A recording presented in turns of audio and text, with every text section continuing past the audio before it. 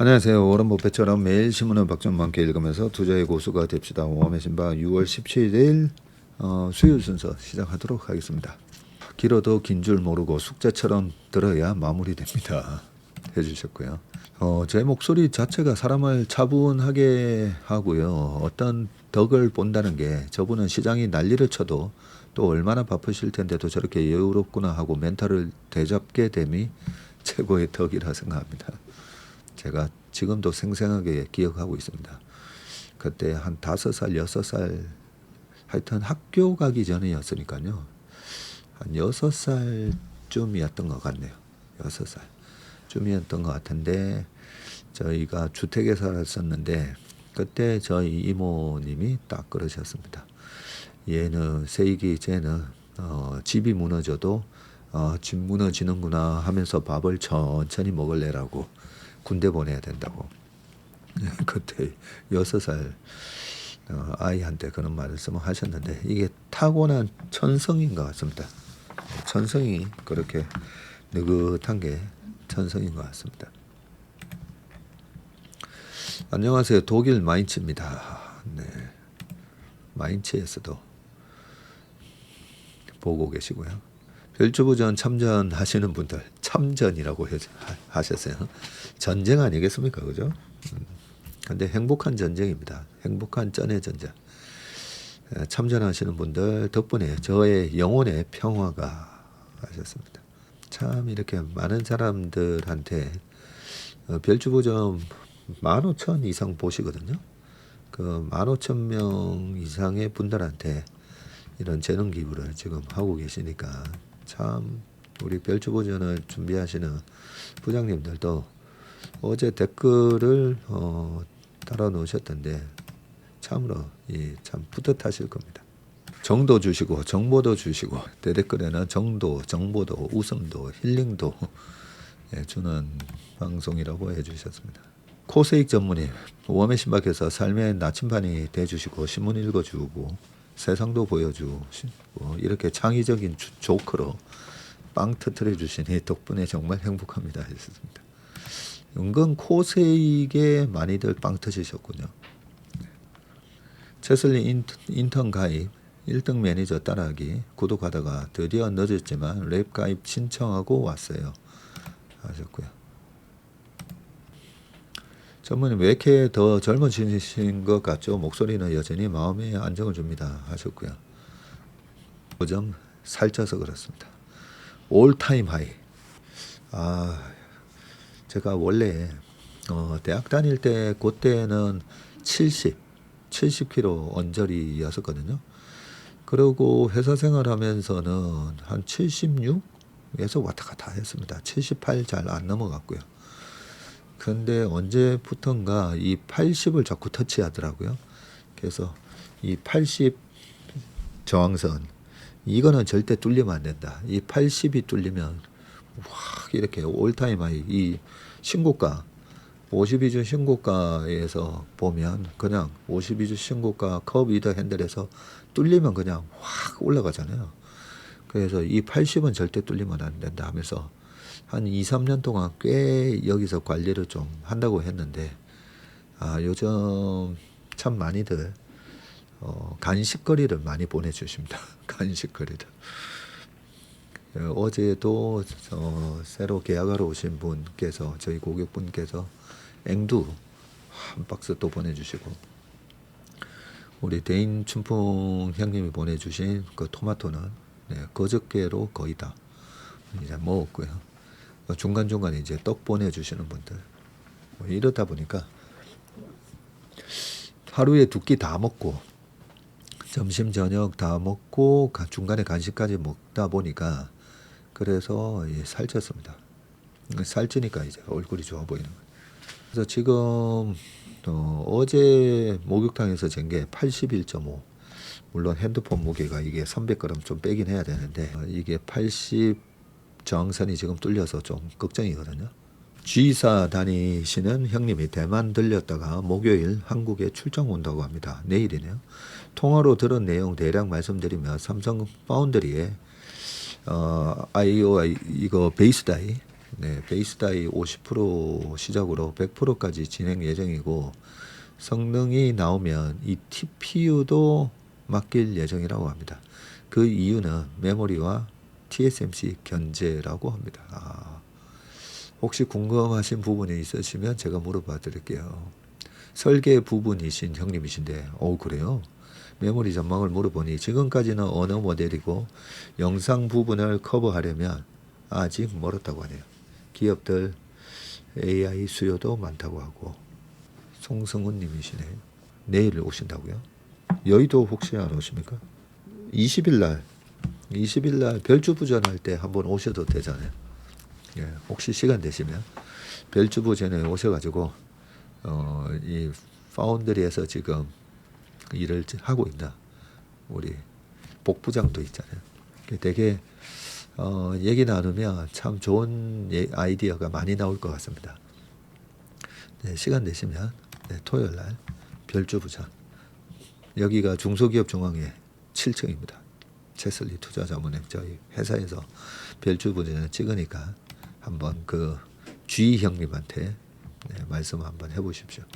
퇴근 후에 듣는 게 국룰입니다. 피부 미용주도 기다리면 순서가 올까요? 하셨는데 영업이익률 체크하고 그죠? 매출이 계속 늘어나는지 영업이익이 계속 늘어나는지 그것만 확인을 하면 결국은 주인은 계속 여기로 가고 있는데 강아지가 지금은 졸삭졸삭 왔다 갔다 그러고 있습니다. 이 강아지의 속성을 아셔야 됩니다. 그죠? 드디어 내일 팀 채슬리를 보내요. 작년 여름 친정 어머니 일임하실 때 동행했었고, 작년 여름에 어머님 수익 많이 나셔가지고 좋겠습니다. 그죠? 돌아오는 길에 꼭 나도 일임하러 와야지 다짐했었는데 드디어 채슬리를 찾아뵙게 되어 감개무량하고 벅찹니다. 과유권인 시점이 걱정도 되지만 혼자 하는 게 더 무섭습니다. 그렇죠? 혼자 하시는 게 더 위험합니다. 사실. 좀 이따가 뵙겠습니다. 여기 너무 좋아요. 신문 읽기를 혼자서는 못하는데 제가 유식해지는 것 같고 세상 흐름을 읽는 것 같아 너무 좋습니다. 신문의 지식이 계속 쌓이다 보면요. 저보고도 책을 참 많이 읽지 않냐 그런 얘기를 많이 하시거든요. 그래서 책도 강제적으로 좀 읽긴 하는데 완전히 이 다독하시는 분들에 비하면 그렇게 많이 읽는 편은 아닙니다. 신문을 꼬박꼬박 읽다 보니까 그래서 이 상식이 많이 넓어지고 신문의 조각조각 그 조각조각 정보를 가지고 어떤 인사이트가 있는 그런 아이디어를 만들어냈을 때 그게 되게 희열이 있습니다. 커넥팅 닷이라고도 하잖아요. 닷을 연결하면 선이 되고 그 선들을 또 막 연결하다 보면 이게 면이 되면서 어떤 그림이 만들어졌을 때 그럴 때 아주 짜릿합니다. 그 전문적인 용어로는 또 모자이크 티어리라고 해서 조각된 정보들을 다 모아서 앞으로 세상이 이런 그림으로 바뀌겠구나. 이런 그림 속에서 기업의 가치가 어떤 쪽은 폭발적으로 기업의 가치가 성장할 것 같고 어떤 쪽은 파괴될 것 같네. 그런 그림을 만들어가는 거. 그게 주식 투자의 기쁨입니다. 같은 신문 읽으면서 이 웜의 신박에서 그런 그림을 잘 그려졌을 때 그리고 요즘 댓글들이 너무 좋아가지고요. 댓글 속에서도 좀 아이디어를 얻지 않습니까? 함께 우리 최밀턴 분들과 저와 우리 팀 채슬리가 함께 그런 그림을 잘 그려나가 보면 세상에 없는 방송이 된다고 생각합니다. 퇴근길에 웜의 신박 듣다 보면 끝날 때쯤 집에 도착합니다. 반도체 먹고 증권 먹고 피부 미용 먹고 엔터 먹으면 좋죠. 근데 그건 신도 맞추기 힘들어요. 시간이 지나면 채슬리 팀이 항상 시장을 이깁니다. 장기적으로 2, 3년 정도로 봤을 때 시장을 이기지 못하면 그죠. 어떻게 보면 좀 부끄러울 수가 있으니까. 하지만 뭐 메이저리그도 180경기를 소화할 때 보면 뭐 5연속 패배 이런 거 있어요. 7연속. 김성근 감독님이 한창 잘 나갈 때도 SK 와이번스가 7연패. 근데 그에 우승하셨거든요.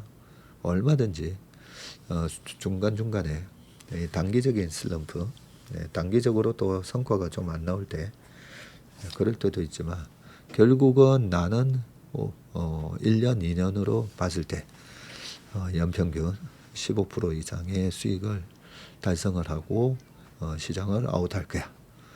시장이 그 최근에 10년 동안에는 우리나라 코스피나 S&P 500이나 한 13%씩 연평균 13%씩 성장했거든요. 그래서 시장만 이기더라도 연평균 15% 수익이 나올 수가 있습니다. 리더는 사기꾼이 아닌 사기꾼이 돼야 훌륭한 리더라고 얘기하셨던 이의령 선생님 말씀이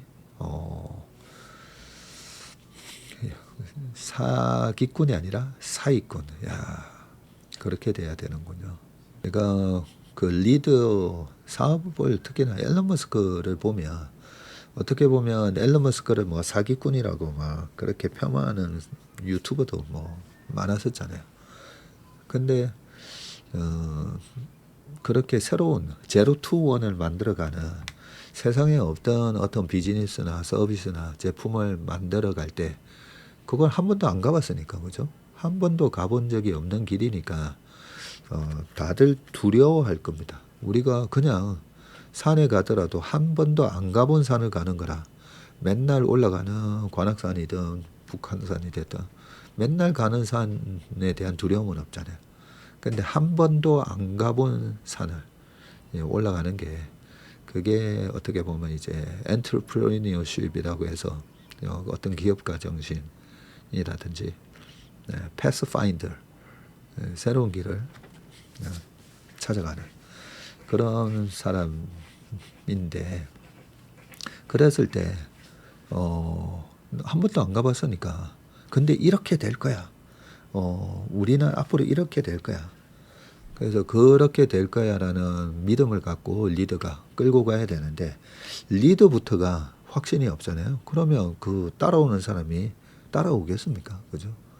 리더가 이 강한 자신감과 확신을 갖고 나가야 될 수밖에 없고 그러다 보니까 어떻게 보면 사기꾼처럼 보이죠. 저거 진짜 할 수 있는 거 맞아? 이렇게 보이는데 그 앨런 머스크의 과거에 이 전기차부터 시작을 해가지고 스페이스X라든지 뭐 스타링크뿐만 아니라 보면 항상 앨런 머스크는 그 강력한 비전 제시를 합니다. 우리는 갈 거야. 나중에 화성에도 갈 거야. 근데 일반인 사람들 입장에서는 그게 가능해? 하는데 앨런 머스크가 또 엄청난 다독가였잖아요. 책을 엄청 읽었고 천재에다가 그 사람이 그리는 그림이 일반적인 이 범인들이 생각할 수 없는 경지를 얘기하다 보니까 그게 맞아? 쟤 사기꾼 아니야? 그런 얘기를 하는데 일단 앨런 머스크를 저도 많이 응원을 하는 게 리더의 가장 큰 어떤 덕목과 반드시 갖춰야 될 덕목이 희생 정신이라고 생각하거든요. 위에서 막 본인은 놀면서 지시하는 게 아니라 본인부터가 이제 치고 나가야 되는데 앨런 머스크가 나는 하루에 15시간씩 일주일에 100시간 일한다. 그런데 사람들은 나보고 행운하라고 그런다. 내가 얼마나 열심히 일하는데 그런 말을 했듯이 그래서 저렇게 리더가 제일 열심히 치고 나가고 비전을 갖고 돌격 앞으로 하면서 본인이 제일 먼저 뛰쳐나가잖아요. 그래서 제가 우리 최 부사장이나 저희 직원들한테 참 감사한 게 여러 가지 그 여의도의 이 자산운용업에 사실 혁신을 만들고 있지 않습니까? 저희가 그 혁신을 만들고 있을 때 우리 뭐 아침 모닝브리프 아침 회의 이거 공개하자. 우리 고객들도 보시고 우리 고객을 유치해 주신 PB분들도 보시고 그리고 이 주식시장에 있어서 어떤 중심 멘토를 찾는 그런 일반 투자자분들한테도 이런 이렇게 투자를 하는 거구나 그런 프로세스도 보여드리고 그러자라고 했을 때 다들 보면 우리 별주부전 최밀턴 부장님들도 마찬가지고 제가 어떤 아이디어를 제시를 했는데 그냥 옆에서 돌격 말 떨어지자 무섭게 앞으로 확 치고 나갑니다. 예, 그런 우리 팀 최슬리가 있어서 이런 게 가능하다고 봐지고요. 네, 그렇게 조력자들이 없으면 저 혼자 하다가 안 되잖아요. 안 되면 사기꾼이 아니라 사기꾼이 되는 거죠. 네. 그러고 보니까 가끔씩 댓글에 옛날에 보면 뭐 박세익 사기꾼 이런 악플도 한 번씩 본 것 같은데 이해는 됩니다. 네, 가보지 않는 걸 얘기하고 또 시장 예측 이런 거는 뭐 맞출 수 없다 이러잖아요. 근데 어떻게든 맞추려고 왜냐하면 날씨 체크하는 거니까 우리가 그냥 산을 올라가는 게 아니라 주식 투자라는 게 굉장히 험한 산을 올라가는 거거든요. 근데 그 험한 산을 올라갈 때 그랬을 때 앞에 선봉, 후미대장 네, 그렇게 산악대장님들하고 같이 올라가고 가기 전에 그 산악대장님들이 보면 항상 날씨 체크하잖아요. 이거는 일반 초보자들이 이런 날씨에 이 산행을 하는 거는 좀 위험해 보인다. 네, 그러면 가면 안 되고 위험해 보인다. 날씨가 되게 이 폭풍우가 올 수 있다 했는데 봤더니 또 안 올 수도 있고 그죠? 에이 갔어야 되네 뭐 이런 욕을 들을 수도 있지만 네, 그런 선봉 대장 역할도 좀 해야 되고 네, 그렇게 조심조심 다치면 안 되니까 이거 뭐 얘기하다가 또 3,000% 너무 많이 빠졌는데요. 점점 귀가 열리고 있는 제 자신은 놀랍습니다. 롤러코스터 같은 장에 많은 도움이 되고 있습니다. 전무님 저도 별주부전 꼭 나가고 싶습니다. 그런데 토요일도 일합니다. 제 전공은 양리학입니다. PhD고요. 세부로는 비만과 독성이 주 포지션이었습니다. 요즘 같을 때 어려운 바이오, 항원, 항체 반응 등 기초부터 얘기 드리면 얼마나 좋을까 합니다. 우리 카슬라이트님 아깝네요. 아쉽습니다. 토요일 오후에도 일하시군요. 한 번씩 저희가 월간 전망할 때 우리 인턴분들 모셔놓고 그것도 이제 좀 추첨을 합니다. 지금 인턴 하시는 분들이 2,000분이 넘기 때문에 그분들 중에서도 열심히 이제 활동하시는 분들 한 30분 뽑아서 월간 전망에 초대를 하고 있는데 월간 전망 때 한번 오셔도 좋을 것 같습니다. 월간 전망 딱 제가 발표 끝나고 나면 도시락 먹고요. 도시락 먹고 나면 우리 최밀턴 부장님들 거의 다 참석하시기 때문에 같이 거기서 한 1시간 동안 1시간 거의 반 Q&A 하면서 서로 또 막 아이디어 나누는 시간이 있습니다. 멤버십과 최슬리 AI도 유용하게 구독 중인데 건의사항이 있어 댓글 남깁니다. 현재 서비스 중에 외국인 옵션 반기 소닉 그래프가 X축 범위가 그죠? 너무 좁아가지고 그래서 어제 보니까 X축 범위를 넓혀 놓은 것 같더라고요. 안 그래도 제가 봐도 이거 범위가 너무 작아서 외국인의 옵션 포지션이 뭐 불 스프레드를 만들었다.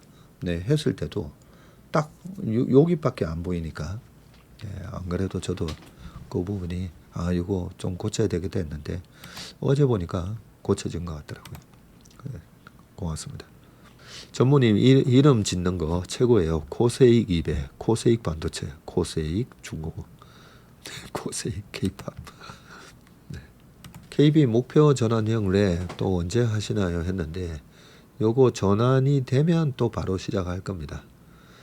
네, 어제 장중에 거의 절반 정도까지 올라왔다가 오늘 또 시장이 약간 밀리면서 다시 빠지고 있는데 아마 조만간에 목표 전환이 되면 바로 또 모집을 할 겁니다. 날이 갑자기 더워져서 그런지 오늘은 좀 기력이 다운된 것 같은 느낌입니다. 하셨는데 다운된 거 같아 보이지만 생생합니다. 리미경님께서 댓글 처음입니다. 많이 배우고 있습니다 하셨고요. 전무님께서 말씀해 주신 대로 고마운 남편한테 나는 당신 덕분에 정말 행복해라고 용기 내서 말했더니 너무 좋아하네요. 오메 신박 처음에 전무님이 시간 너무 길어서 1시간으로 끊겠다는 말에 빵 터졌습니다. 사실 제가 그렇게 얘기해 놓고 어제 얼마 찍었나 제가 봤었거든요. 또 1시간 10분. 이러다가 완전히 이 양치기 소년 될 것 같아서 앞으로는 그 얘기를 안 해야 될 것 같아요. 완전 양치기 소년 된 느낌입니다. 기사 읽기도 좋고 기술적 분석, 종목 분석도 좋지만 앞부분을 들으면 마인드 컨트롤 되면서 변동성 큰 장에서 버틸 수 있는 힘을 얻습니다. 하셨습니다. 넥스트 장이 8시까지 벌어지니 너무 헷갈립니다. 넥스트 장의 거래량도 유의미한 경우도 많던데 어떻게 판단을 해야 할까요? 그러니까요. 요즘 HDS에 보면 이 KRX, 넥스트 아니면 올 A로 딱 누르면 이 KRX 시장하고 넥스트 시장하고 다 합쳐서도 보여주지 않습니까? 그죠? 근데 아직까지는 저도 그냥 K만 누르고 보는 편이기는 합니다. 1매 따라기 7월부터 다시 시작하는지 궁금합니다. 그렇죠. 7월 3일 날 끝나는데 그냥 계속 하려고요. 그리고 제가 보니까 저희 1임 상품에서도 이 1매 따라하기처럼 계속 잘하는 매니저로 이렇게 갈아타게끔 그런 것도 제가 한번 생각 중입니다. 제가 우리 1매 따라하기를 그걸 프로그램을 어서와 함께 하면서 굉장히 좋은 걸 발견했어요. 지금 1등 매니저 따라하기가 그 해 누적으로 가장 MP 모델 포트폴리오 수익률이 좋은 그 매니저의 MP를 따라하는 거거든요. MP. 그래서 실제 저희 1임이나 랩하고 운영되는 거랑은 다릅니다. 그런데 작년 상반기 때 잘했던 매니저가 있고 그때는 뭐 조방원 피부미용 엔터였잖아요. 그러다가 2기 때는 이게 3개월마다 하다 보니까 2기 때에 대해서는 또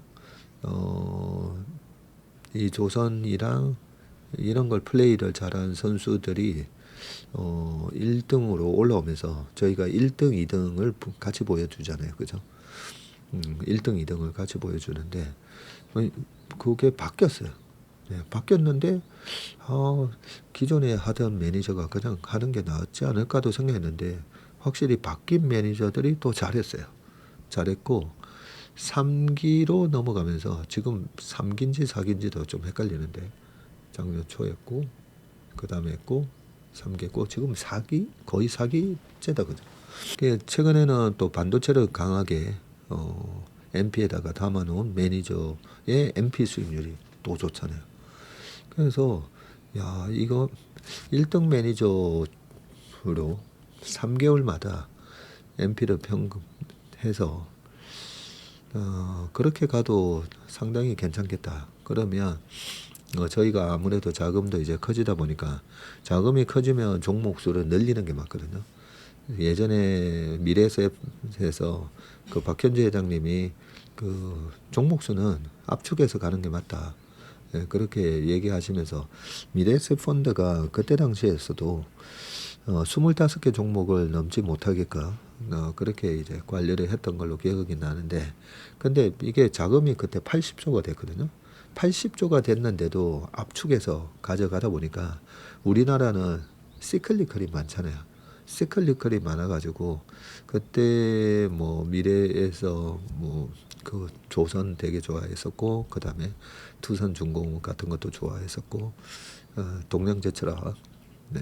근데 그게 캐즘에 들어가고 그 다음에 조선 다운사이클에 그러다 들어갔는데 그걸 80조를 잔뜩 들고 있다 보니까 환매가 나올 때마다 계속 그 주식들 때려 팔면서 그 주식이 올라갈 수가 없죠.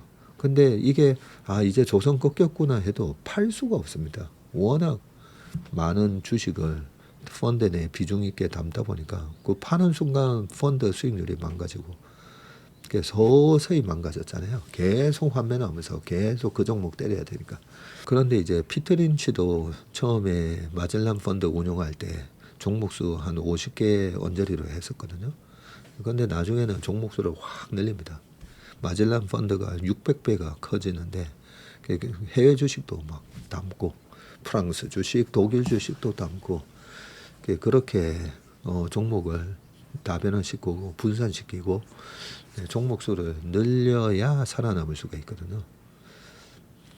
그래서 저희 같은 경우에도 그 부분에 대해서 지금 약간의 이제 포트의 변화를 줄까 생각 중인데 그렇게 앞으로 지금 당장은 주도주는 아닌데 최근에도 보면 많이 빠졌던 조선 방산 이런 것들이 결국 올라오잖아요.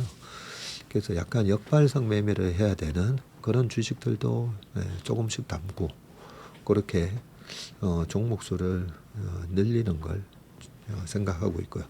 그 다음에 한 30%에서 50%는 이렇게 지금 1등 매니저 따라하기처럼 컨디션이 시장의 주도주를 잘 편성하고 있는 매니저들의 MP를 또 한 30% 담아가고 그런 식으로 지금 제가 생각 중입니다. 그러면 엄청나게 파워풀한 운용이 될 것 같더라고요. 원래 이 한 매니저의 전적으로 다 이 우리나라 시장이 얼마나 변화무쌍합니까, 그죠? 그래서 한 명의 매니저가 모든 변화되는 시장을 다 커버할 수는 없거든요. 아까 댓글 남겨주신 것처럼 이거 갈 때 반도체 갈 때 반도체 먹고 소비자 갈 때 소비자 먹고 뭐 가치주 갈 때 가치주 먹고 절대 그럴 수가 없는데 우리 1등 매니저 따라하기 시스템은 그걸 다 왜냐하면 저희 회사에는 각각 성격이 다른 매니저들이 다 있기 때문에 이거 굉장히 좋은 전략일 것 같다. 그렇게 생각이 들고요. 아무튼 1매 따라하기는 7월에도 그대로 진행이 됩니다. 체슬리 AI를 보면 6월 16일 푸콜 레이쇼가 발생했던데 우리 독고다이님도 이 체슬리 AI 다 보고 계시군요. 그날은 전날 상승에 이어 상승하고 있던 중인데 이걸 어떻게 해석해야 할까요? 제가 그 계산을 따로 저도 해봤거든요. 어제 저녁에 회사에 남아서 푸콜 레이쇼가 떴길래 그래서 평균을 내보니까 1.36 딱 나오더라고요. 그 푸콜 레이쇼가 뜬 게 맞고요. 지난번에 한번 떴다가 그거는 삭제를 했던 게 이 파생에 대한 최종 거래 그 금액이 나오는 시점이 4시에서 4시 반 이후에 최종 숫자가 나오는데 그때 일찍 입력을 했더니 그 숫자가 왜곡이 돼서 그 부분이 다시 정정이 됐었는데 이번에는 그 파생 거래가 마감되고 나서도 계산을 해봤더니 발생을 했습니다.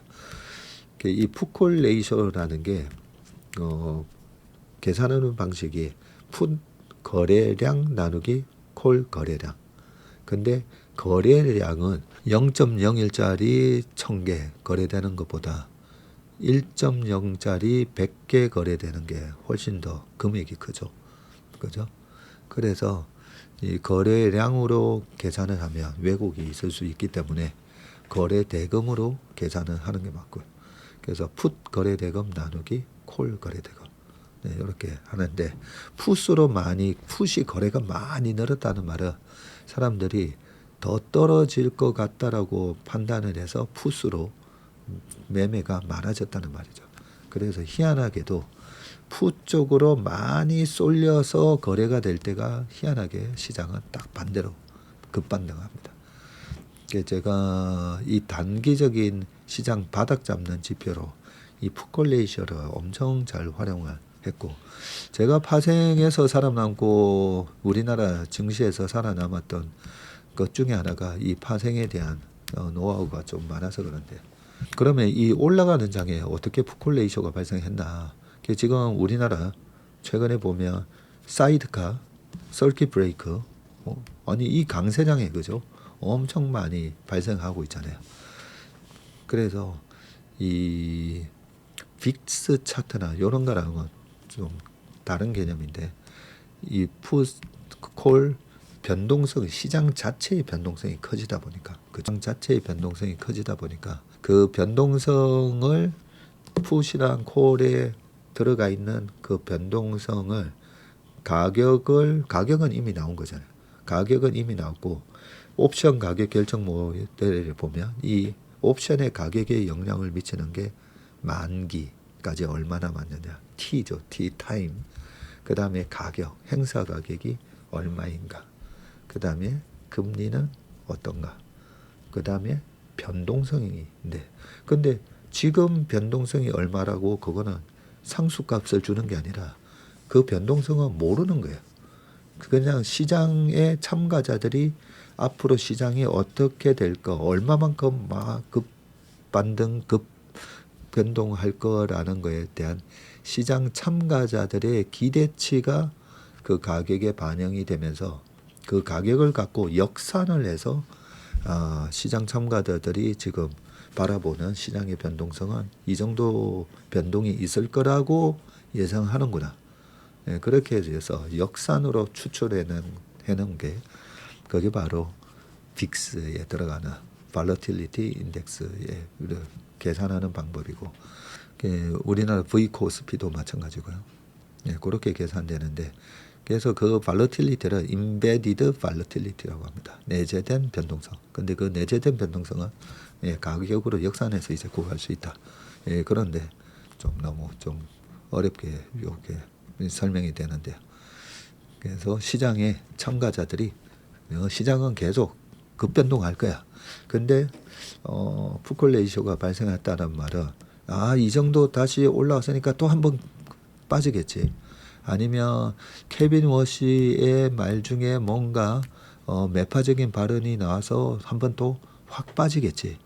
이런 거를 기대하면서 풋으로 어쨌든 우리나라 투자자뿐만 아니라 뭐 외국인 투자자 합쳐서 거기서 풋 쪽으로 거래가 좀 많이 실렸다. 그렇게 해석을 하시면 됩니다. 어쨌든 최근에 시장의 변동성이 많이 커졌는데, 근데 풋콜 레이쇼가 발생하면 보통 뭐죠? 풋콜 레이쇼가 발생하면 매수 타이밍이잖아요. 그죠? 매수 타이밍이 되는데 어제는 이 확 패닉 셀링에서 나온 풋콜 레이쇼가 아니라 올라가는 데 나온 풋콜 레이쇼가 떴으니까 여기서도 이걸 매수 타이밍으로 해석을 하는 게 맞는가? 그죠? 해석을 어떻게 하는 게 맞는가? 예, 그 부분도 저도 궁금한데, 이 풋콜 레이쇼만큼이나 좀 비슷한 것 중에 하나가 우리나라 고버스거든요. 고버스. 네, 고버스로 몰린 거랑 거의 똑같은 원리입니다. 더 떨어질 거다라고 보고 고버스에 확 몰렸을 때, 그럴 때 시장이 또 반등이 들어가잖아요. 근데 고버스는 바닥에서 몰린다기보다 오히려 또 올라갈 때, 올라가는 장에 고버스 많이 하시잖아요. 이 정도면 다시 떨어지겠지. 근데 잘 안 맞잖아요. 고버스로 사람들이 많이 몰렸을 때 오히려 시장은 더 올라가는 현상이 있었기 때문에, 그래서 이 올라가는 장에 지금 풋콜 레이쇼가 발생한 희한한 일이 발생했는데, 시장이 어떻게 될지 저도 궁금합니다. 원리는 아무튼 그렇다. 기억하실지 모르겠지만 제가 3월 말에 이란 전쟁 종점 시점을 트럼프 생일과 겹치고 백악관 UFC 경기를 하는 6월 14일로 예측한다는 댓글을 적었었는데 읽어주시기도 했고, I told you so. 내가 말했지. 라고 말하는 한 남자로 보일 것 같지만 못 참고 또 댓글을 달아요. 이런 댓글 좋습니다. 그죠? 시장을 우리가 끊임없이 어떤 과거의 경험이라든지 역사를 통해서 예측을 했고, 그 예측력이 상관계수라든지 예측력이 올라가면 그것만큼 좋은 게 어디 있겠습니까? 근데 다양한 아이디어를 갖고 트럼프 생일하고 UFC 경기를 한다고 하니까 6월 14일 정도가 되지 않을까 하셨는데, 대단하십니다. 이런 거는 계속 올려주시길 바라겠습니다. ENFP요. 저랑 정반대시네요. 어쩐지 호감 가더라니. 제 주변에서는 찾기 힘든 성향인데 여의도에는 꽤 있을 것 같네요. 막 도서관에서 주식으로 부자 됩시다. 대출 가능하다고 문자가 왔네요. 인기가 좋아? 예약 대기했었거든요. 오늘 저희 아이들 랩 가입하고 왔어요. 증여 1,000만 원, 넣은 거 3,000 돼서 각자 넣고 맡겼습니다. 잘 부탁드립니다. 무섭지만 채슬 분들은 강심장으로 화이팅. 애들이랑 서울 가면 한번 가봐도 될까요? 애들이 궁금해서요. 좋습니다. 그 평일날은 3시 반, 네, 저희가 그 고객 설명회를 하고 있기 때문에 3시 반쯤에 오시면 되고요. 토요일이면 별주부전 할 때 오시면 됩니다. 저희 조부장한테 전화 주시면 되겠습니다. 제가 제일 좋아하는 노래는 마이클 잭슨의 Heal the World입니다. 모닝브리프에서 왕 부장님 중국 업체 유리섬유 말씀 자주 하시던데 한국 카본에서 생산하는 유리섬유랑 같은 건지 궁금합니다. 한국 카본에서 계열 분리한 업체가 있는데 상장 준비 중입니다. 아, 그래요? 방산 유리섬유 생산 업체라서 거래처이기도 하고 관심 있게 보고 있습니다. 중국에서 생산하면 경쟁력이 떨어질 것 같은데 잘 지켜보겠습니다 하셨고요.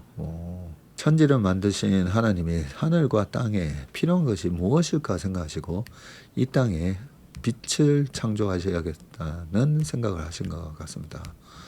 빛의 속도를 계산하여 시간도 길이와 높이, 넓이도 계산할 수 있게 되었다는 것을 들었습니다. 세계 정세를 통해서 주식시장이 어떻게 흘러갈 것인지 짐작하는 지혜의 말씀 들으면서 역시 하나님의 각자의 사람마다 이 세상에서 살아갈 수 있는 재능을 주셨다는 생각을 합니다. 감사합니다. 자, 웜의 소통이 또 많이 길어졌는데요. 신문기사 이제 읽어보도록 하겠습니다. 자, 첫 번째 기사 읽어보도록 하겠습니다. 추락하는 원화 고환율 미스테리. 서울의 한 식품업체 구매팀은 요즘 환율 화면을 원재료 시세표보다 먼저 본다. 식품 제조업은 주요 원재료 대부분을 수입에 의존해서인데 밀가루, 원당, 커피, 대두유 가격이 그대로여도 원달러 환율이 오르면 원화 기준 매입 단가는 뜀박질한다. 식품업계 관계자는 발주할 때는 달러 기준으로 계산하고 팔 때는 원화 납품가로 팔다 보니 환율이 10원, 20원만 움직여도 품목별 손익이 달라지고 대형마트 편의점 납품가는 분기나 반기 단위로 전해지는 경우가 많아서 환율 상승분을 바로 반영하기 어렵다고 드러났다. 올 6월 들어서 원달러 환율 평균이 1,520원을 넘어서 1998년 외환위기 이후 28년 만에 최고치를 기록을 했고요. 장중 고가는 1,560원을 뚫어서 글로벌 금융위기 요때 2008년 당시인 2009년 3월에 환율이 고점졌죠. 요때 이후 가장 높다. 반도체 초호황으로 우리 기업이 막대한 달러를 벌어들이지만 원화 가치가 유독 약세를 보이자 시장과 산업계에서는 여러 해석이 나오는데 전문가들은 구조적 원인 변화에 따른 원화 약세로 보고 고환율 장기화에 대비해야 할 때라고 입을 모은답니다. 자, 6월 들어 지금 원달러 평균 환율은 1,520원이고요. 한국은행 경제통계 시스템에 따르면 6월 들어서 지난 5일까지 주간거래 종가기준 원달러 평균 환율은 1,522.4원입니다. 자, 이는 외환위기 당시인 1998년 2월 달에 1,626.8원 이후 28년 4개월 만에 가장 높고요. 이게 5거래일 평균가를 얘기하는 거다, 그죠? 월간 평균가인 것 같네요. 지난 6월 5일 야간 거래에서는 장중 1,561.5원까지도 치솟았고요. 이는 글로벌 금융위기 당시인 2009년 3월 6일이었네요. 3월 6일 장중고가 1,597원 이후로 17년 3개월 만에 최고치입니다. 원달러 환율은 지난 5월 15일 이후 3주째 지금 1,500원 위에 머물면서 고점을 끌어올렸고요. 이번 고환율을 단기 급등으로 치부하기에는 추세가 예사롭지 않은데 올 2분기 들어서 지난 6월 5일까지 평균 환율도 1,491원으로 1998년 1분기 그때 당시에 1,596.88원 이후 가장 높고요. 연초 이후 평균 환율 역시 1,477.2로 역대 가장 높았던 지난해 1,421원을 훌쩍 웃돕니다. 연평균 환율이네요. 자, 무엇보다 최근 원화 약세는 달러 강세만으로는 설명하기 어려운데 6월 5일 종가 기준으로 달러 대비 원화 가치는 전쟁 발발 직전인 지난 2월 27일보다 6.9%나 떨어져 있고요. 한국은행이 집계하는 42개국 통화 가운데 이집트 파운드, 인도네시아 루피아에 이어서 세 번째로 낙폭이 컸답니다. 중동산 에너지 수입 의존도가 높은 일본 엔화 하락률이 2.6%에 그친 것과 비교해도 원화 낙폭은 훨씬 크고요. 필리핀 페소, 태국 바트, 말레이시아 링깃, 베트남 동 등 한국인이 자주 찾는 동남아 주요 통화보다는 원화 가치는 더 많이 떨어졌고, 통화 불안이 만성화된 튀르키예 리라와 아르헨티나 페소보다도 낙폭이 컸습니다. 대수지 지표만 놓고 보면 환율이 이렇게 고공행진을 할 이유를 찾기 어려운데, 지난 4월 경상수지가 282억 9천만 달러 흑자로 집계가 됐고요. 지난 4월만 하더라도 한 40조, 한 달에 한 40조 번 거죠. 월간 기준 지난 3월에 이어서 역대 두 번째로 큰 흑자입니다. 흑자 행진도 23년 5월 이후 지금 36개월째이고요. 경상수지만 보면 원화 강세 압력이 생기는 게 정상이지만 외환시장은 현실은 지금 정반대입니다. 코스피와 원화의 정통적인 동조화도 깨졌는데, 과거에는 반도체 업황이 살아나고 외국인 자금이 국내 증시로 유입되면 코스피 상승과 원화 강세가 함께 나타날 때가 많았는데, 최근의 흐름은 정반대이고요. 메모리 호황을 타고 코스피와 반도체 대형주는 급등을 했지만 원화 가치는 곤두박질 쳤습니다. 주식 매도에 따른 달러 환전 수요는 단기적으로 환율을 밀어 올릴 수 있지만 고환율 고착화를 설명하는 새로운 변수로 보기는 어렵다고 전문가들은 지적을 합니다. 자, 실물 경제 지표와 환율 흐름이 괴리를 보이는 배경을 두고 몇 가지 원인이 지목되는데, 첫째는 수출 기업이 벌어들인 돈을 다시 국내 설비 투자 등으로 환류되는 흐름이 약화한 결과로 분석이 되는데, 관세 전쟁과 중국발 공급 과잉, 규제를 비롯한 역인센티브 구조가 맞물려서 우리 기업 상당수는 지금 해외로 생산 기지를 줄줄이 옮기는 중이고요. 반도체, 자동차, 배터리 등 글로벌 대기업은 미국, 유럽에서 대규모 설비 투자, 인수 합병, 연구개발 투자를 벌이면서 수출로 번 달러를 한국으로 들여오지 않고 현지에서 지금 재투자하고 있습니다. 수출 기업의 환전 감소는 막대한 경상수지 흑자에도 불구하고 이 원화가 약세를 보이는 핵심 이유 중에 하나네요. 자, 둘째는 외국인 투자자의 환해지 확대도 원화 강세 경로를 차단한 요인으로 꼽히는데, 미국 IB JP모건은 최근 외국인 투자자가 한국 반도체 산업에 베팅하면서도 원화 약세 위험은 선물안과 NDF 등으로 적극 해지하고 있다고 분석하는데, 달리 말해서 외국인 투자자가 한국 반도체 주가 상승에 베팅하지만 원화 가치 상승까지 믿지는 않는다는 뜻입니다.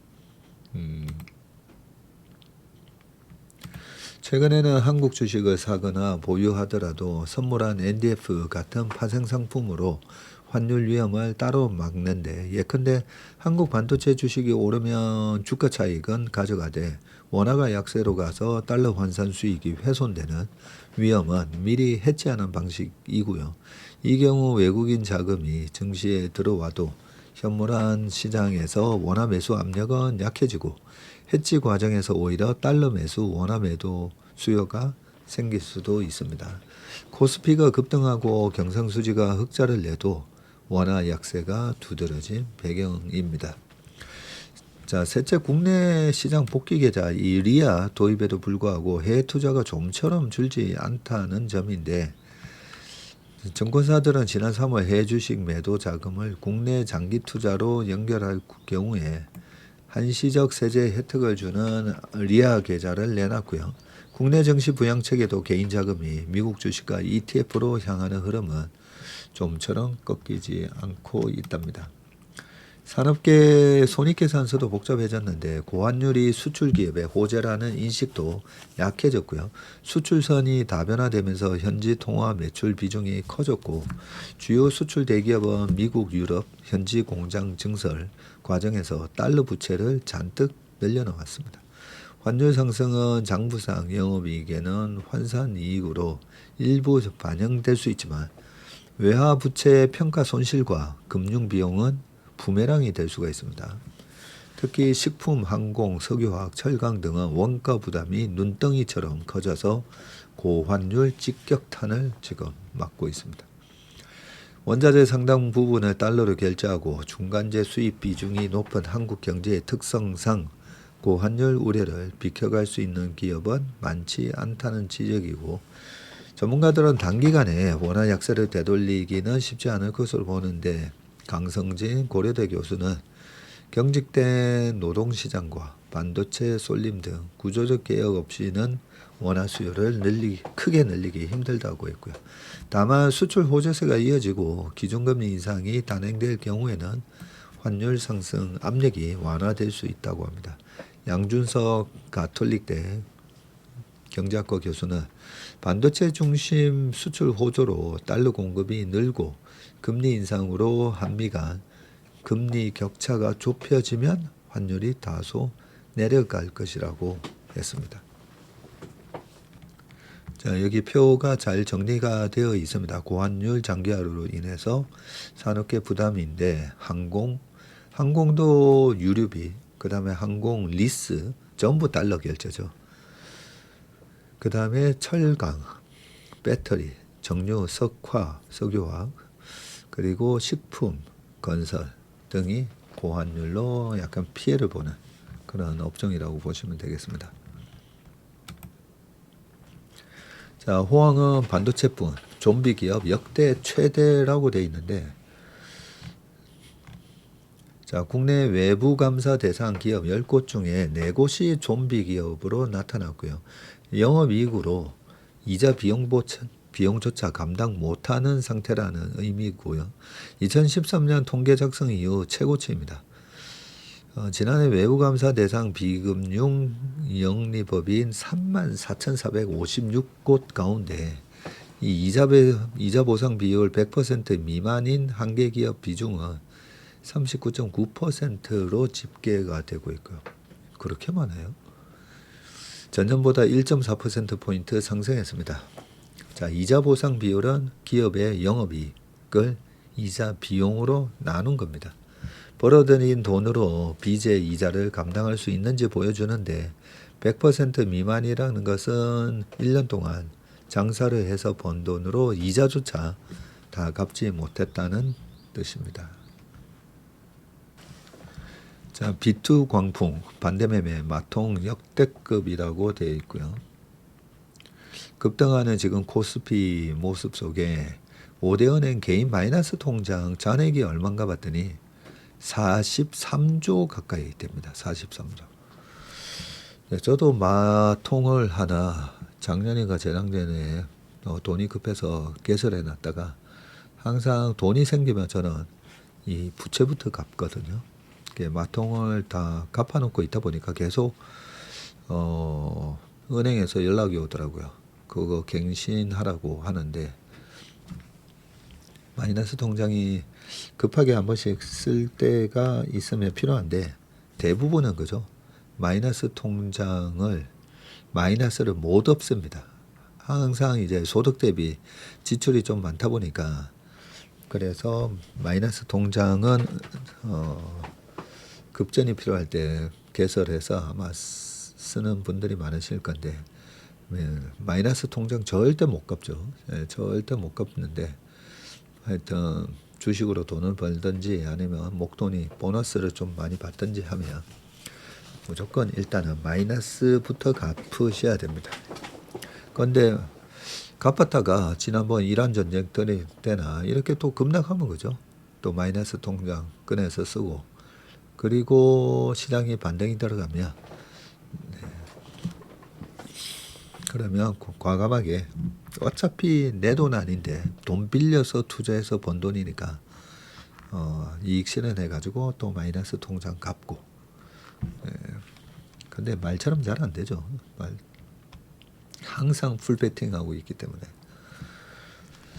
자, 코스피가 급등락을 반복하면서 신용투자자에게 경고음이 커졌고요.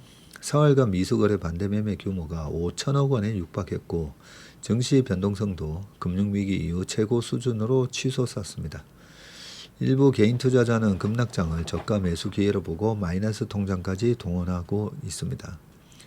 금투협에 따르면 6월 9일 초단기 B2로 분류되는 이 위탁매매 미수금 대비 실제 반대매매 규모는 1697억 원으로 23년 10월 18일 이후 최대이고요. 2023년 10월 달이 그거라 했잖아요. 8월, 9월, 10월. 예, 미국의 10년물 국채금리가 3.8에서 거의 5%까지 올라갔을 때. 네, 그러면서 시장이 되게 약했었는데 10월 18일 날 이때 반대매매가 이렇게 크게 나왔다는 거죠. 거의 바닥에서 저렇게 강제 청산을 당하게 되어 있습니다. 코스피가 급락했던 지난 6월 5일과 8일에도 각각 1661억, 1391억 이렇게 반대매매가 발생했고요. 3거래일간 반대매매 규모가 4751억, 최근 한 달 규모는 1조 2670억 원으로 올해 1월 규모의 6배나 되네요. 6배. 신용거래 융자 잔고도 역대급인데 지난 5월 29일 날 38조였는데 지금 6월 9일에 37조 9,290억 원을 기록하고 있습니다. 조금 줄었네요. 코스피는 지난 5월 15일 장중 8,000선을 돌파했지만 6월 들어서 급락과 급등을 반복하고 있고요. 한국형 공포지수 V코스피는 6월 9일 91.23까지 치솟으며 사상 최고치를 경신했습니다. 5대 시중은행 개인 마이너스 통장 잔액은 지난 6월 8일 기준으로 42조 9,500억을 42조 9,516억 원이고요. 22년 11월 말 이후 최대입니다. 개인 마이너스 통장 잔액이. 지난 6월 5일과 이틀 동안에만 6천억이 늘었고요. 지수가 오를 때는 추가 상승 기대감으로, 하락할 때는 또 저점 매수 기회라는 판단으로 B2 수요가 커지는 것으로 풀이됩니다. B2가 많으면 많을수록 시장의 변동성이 커진다고 보면 됩니다. 자, 전쟁이 끝나면 증시 변동성 잦아진다는 착각, 종전에도 역대급 공포, 증시를 뒤흔드는 괴물의 정체라고 되어 있습니다. 자, 사진은 뭔가 봤더니요. 예멘 후티 반군 지지자들이 16일 예멘 수도 사나에서 열린 시온주의 범죄자 트럼프의 메카 모독 규탄 집회에서 트럼프 대통령을 비판하는 포스터를 들고 나왔다고 하네요. 자, 미국 이란 전쟁 종전 협상 타결에도 정권가에서는 국내 증시의 변동성이 쉽게 잦아들지 않을 것이라는 전망이 나오는데, 최근에 상장된 이 단일 종목 레버리지 ETF가 시장 변동성을 키우는 데다가 주요국의 중앙은행의 통화정책 전환 가능성까지 변수로 남아 있었어입니다.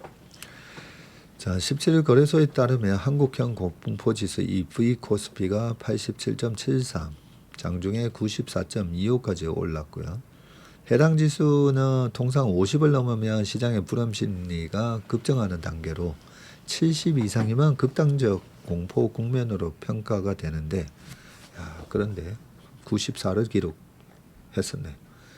V코스피는 단일 종목 레버리지를 출시 전인 지난달 26일 종가 기준으로 68.09를 기록했는데, 이튿날 상품 출시와 함께 70을 넘었고요.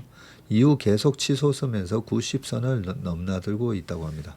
지정학적 기간과 긴장과 통화정책 불확실성 등 요인이 복합적으로 작용한 결과입니다. 특히 단일 종목 레버리지 출시 이후 변동성이 강해졌다는 게 공통된 목소리인데 V코스피는 코스피 200 옵션 가격을 기반으로 산출되는 만큼 선물 시장의 수급 변화에 민감하게 반응하고요. 이 단일 종목 레버리지와 인버스가 출시된 지난달 27일부터 이달 15일까지 연평균 거래대금은 8조 3,400억 정도로 집계가 됐습니다. 같은 기간 코스피 일평균 거래대금은 54조 1,200억. 이 규모의 한 15.5%에 해당합니다. 단일 종목 레버리지는 2배라는 목표 배율을 맞추기 위해서 매일 현선물 리밸런싱을 실시하고요. 주가가 오르면 추가 매수, 주가가 내리면 추가 매도에 나서야 합니다. 이때 매도 물량이 다시 주가를 끌어내리는 악순환이 현실화하고 있다는 지적인데 변동성이 커지면서 ETF 시장과 이 순자산 같이 NAV 간 간격이 벌어지는 이 괴리율 초과 사례도 지금 잇따르고 있다네요. 김진영 키움증권연구원은 단일 종목 레버리지는 장 마감 무렵에 리밸런싱을 동반하기 때문에 변동성을 증폭시키는 방향으로 작용할 수가 있고요.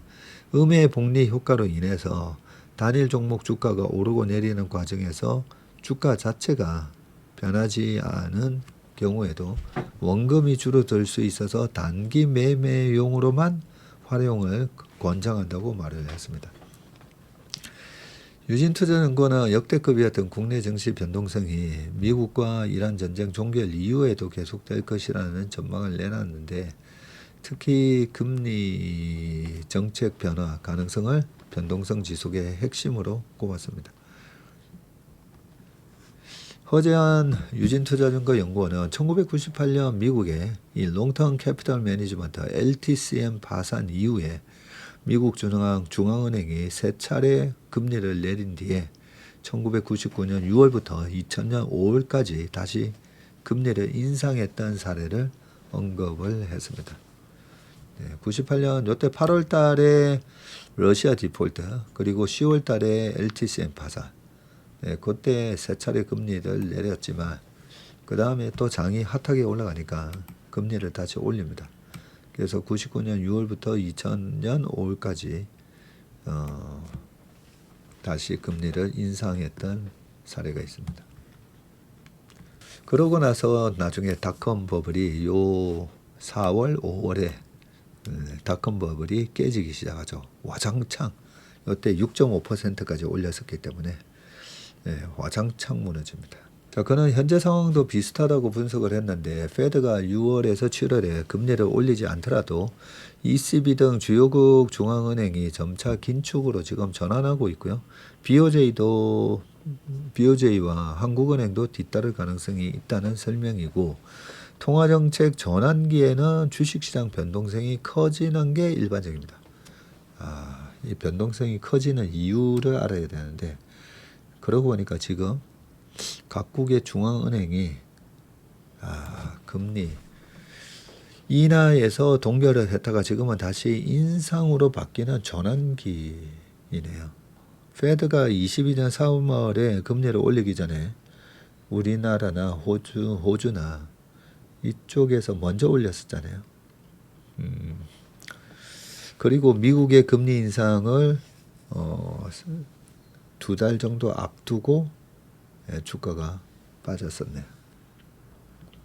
자, 이러한 상황에서 전쟁 리스크가 완화돼도 변동성이 빠르게 낮아지기 어렵다고 판단했고 호르무즈 해협 통행료 문제와 원유 생산 시설 정상화에는 시간이 좀 필요하고 통화정책 전환도 끝난 것이 아니라 속도의 문제로 남아있기 때문입니다.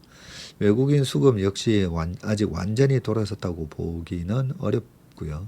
최근 외국인 매도세가 진정되고는 있지만 매수 전환으로 판단하기에는 아직 이르다는 설명입니다.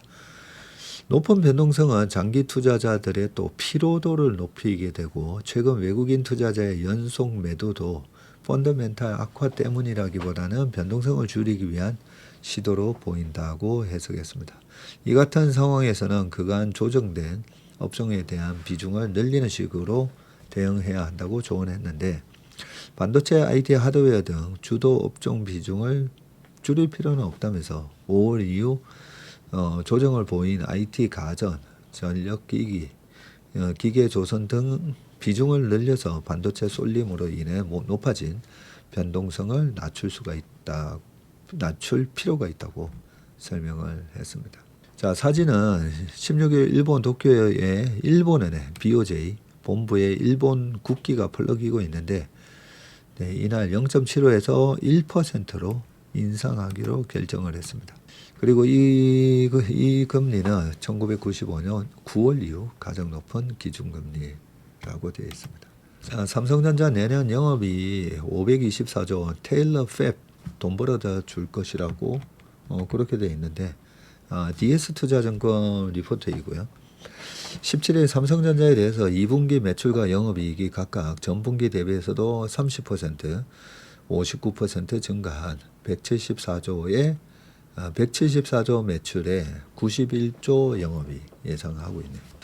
그러면서 목표 주가를 기존 30에서 53만 원으로 상향 조정하고 투자 의견 매수도 유지했습니다.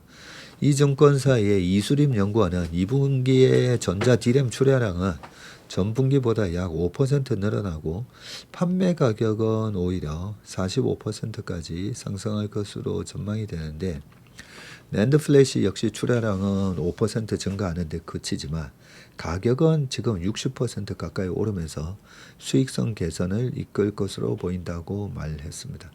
실적 개선의 핵심은 반도체 사업을 담당하는 이 DS 부문이라고 이 연구원은 짚었는데 그는 DS 부문 영업이익은 88조 원에 달해서 사실상 전사 실적 대부분을 책임질 것이라며 스마트폰과 가전 등 소비자 대상 사업의 수익성이 다소 부진하더라도 AI 확산에 따른 메모리 수요 증가와 가격 상승 효과가 이를 상쇄하며 삼성전자는 또 다른 최대 수준의 영업이익 기록을 이어갈 것이라고 전망을 했습니다. 자, 또 삼성전자 시스템 LSI와 파운드리 사업은 오랜 적자에서 벗어나서 연내 흑자 전환에 성공할 것으로 보이는데 특히 현재 4에서 5나노 공정에서 실패하고 고객 물량이 늘어나면서 공장 가동률이 높아지고 있어서 연말부터는 분기 기준 흑자를 기록한 뒤 점진적으로 수익성이 개선될 것이라고 점쳤습니다.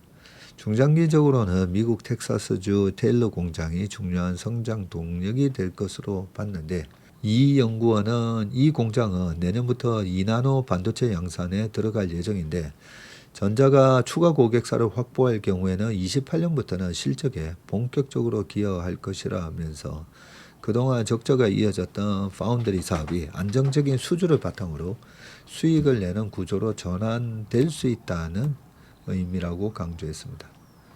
자, 이어 구글이 차세대 AI 반도체인 TPU 10세대의 일부 핵심 칩을 전자 2나노 공정에서 생산하는 방안을 검토하고 있다는 보도도 나왔고 여기에 TSMC가 2나노 공정 가격을 인상하면서 모바일 칩 강자인 퀄컴과 미디어텍 역시 전자 2나노 공정 활용 가능성을 검토하는 것으로 알려졌습니다. 이 연구는 증권가는 전자의 실적이 향후 2년간 큰 폭으로 성장할 것으로 전망하고 있는데 올해 영업이익은 약 375조 원으로 지난해보다는 8배 이상 증가했고요. 영업이익률은 52%에 이를 것으로 예상이 됩니다. 내년에는 영업이익이 524조까지 늘어나면서 다시 40%가량 성장할 것이라고 했습니다. 이러한 실적 개선의 배경에는 AI 시대의 핵심 부품인 HBM의 진화가 있다는 설명인데 차세대 제품인 HBM4부터는 단순히 메모리 칩 성능만 중요한 것이 아니라 메모리와 이 로직 반도체를 얼마나 효율적으로 통합하느냐가 경쟁력의 핵심으로 떠오르고 있다네요. 전자는 HBM4의 핵심 부품인 베이스 다이를 자체 4나노 공정으로 생산할 수 있는 몇 안 되는 기업 중 하나라고 짚었습니다. 메모리 설계 생산뿐만 아니라 첨단 반도체 제조 역량까지 함께 갖추고 있어서 HBM4 시대에는 경쟁사 대비 강점이 더욱 부각될 것이라 평가를 했습니다. 자, 마지막 기사입니다. MSCI 편입 다들 호재란 믿지만 외국인 자금 오히려 8조 빠진다고요?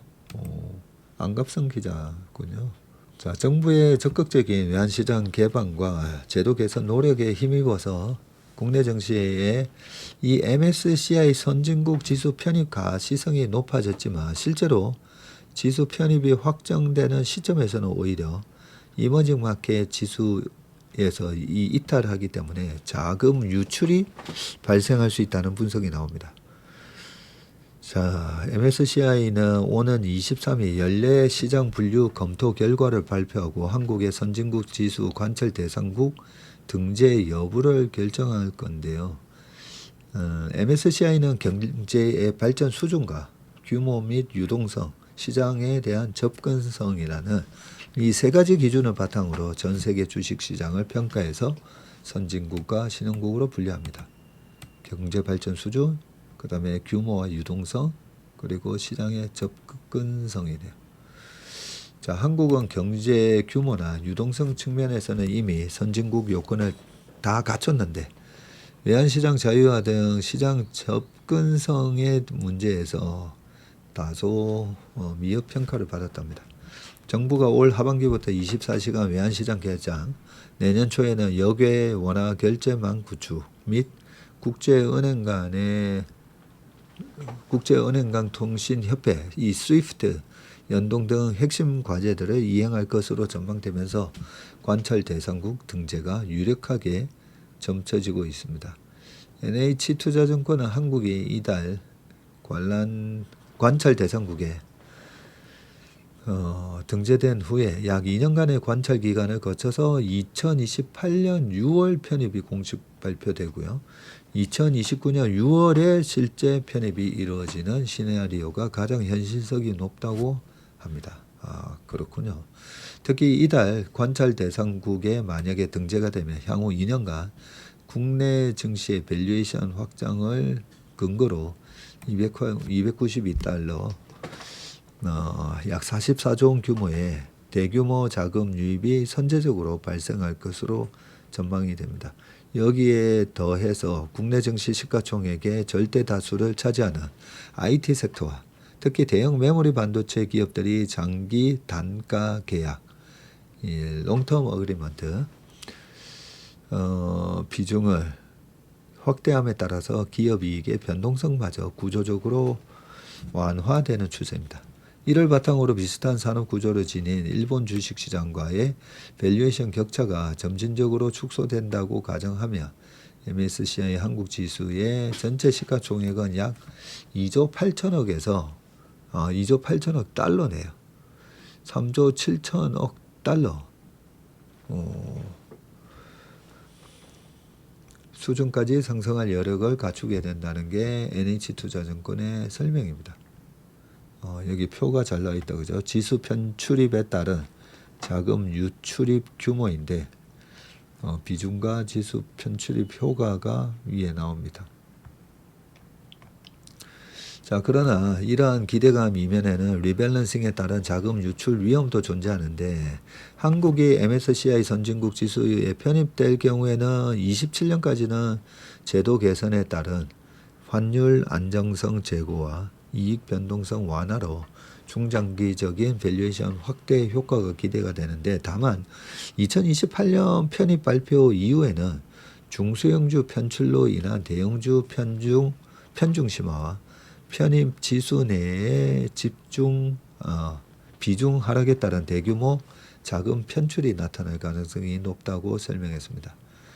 김연권은 2028년 6월 딱 2년 뒤다 그죠?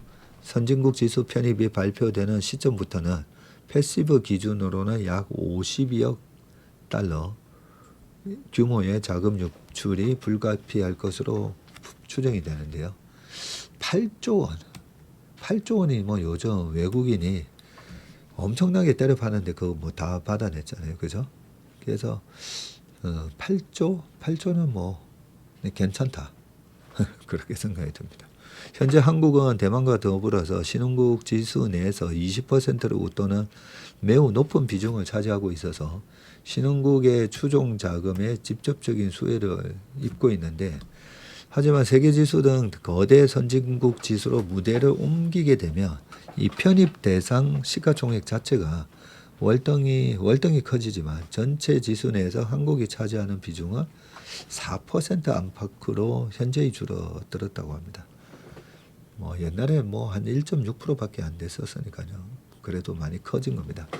선진국 지수를 추종하는 펀드 자금의 절대 규모가 신흥국보다 크더라도 지수 내 비중 하락에 따른 자금 유출분을 온전히 상쇄할 만큼의 유입이 일어나지는 않는다는 의미입니다.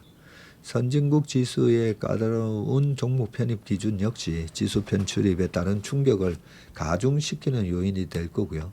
선진국 지수는 신흥국 지수보다 구성 종목을 선정하는 이 최소 시가총액 기준이 2배 이상 엄격하게 적용이 되는데, 이로 인해서 기존 신흥국 지수에 포함되어 있던 국내 중소형주들이 선진국 지수 편입 과정에서 대거 탈락할 위험도 있습니다.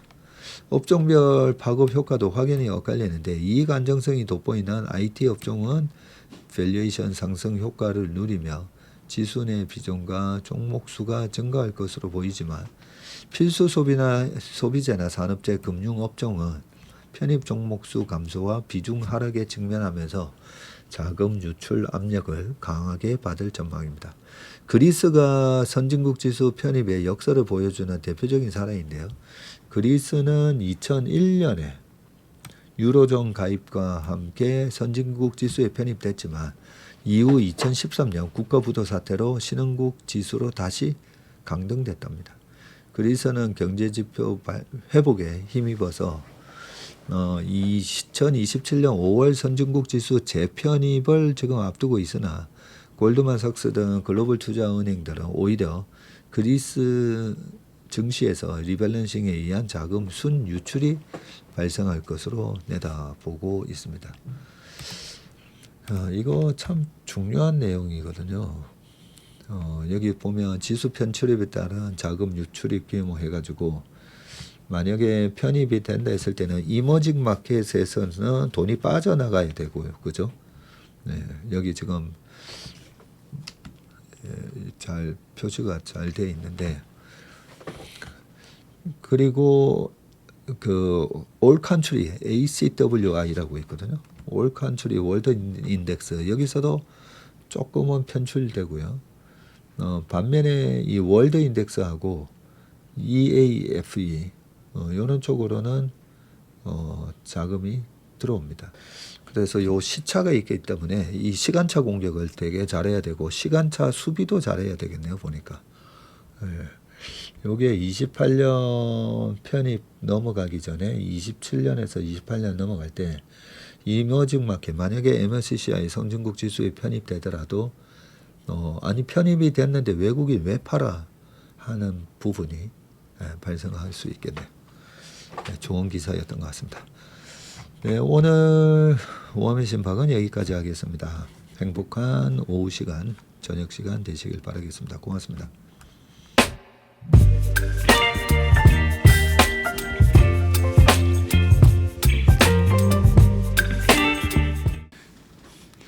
안녕하세요. 채슬리 투자자문의 박세익입니다.